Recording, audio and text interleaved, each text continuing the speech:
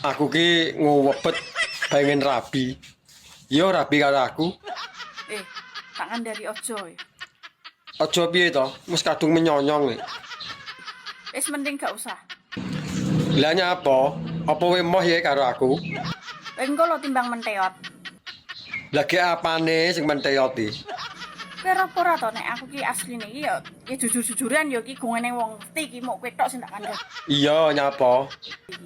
Aku asline duwe penyakit dobol. Lho kok jaran? Paham dobol apa ora? Hah? Ero-ero mbok rasa getak ngono lho. Lho sing mak plentu ning tengah-tengah dalan bayi.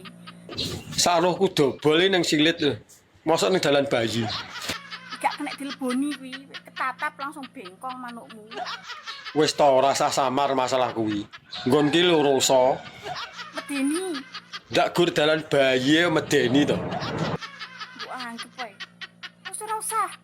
Ya, Wis to dadi kaya apa kepanggah meksa.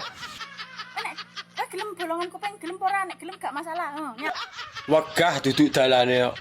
Wis to masih dobol panggah tak terak. Mosok ora jebol. Anja.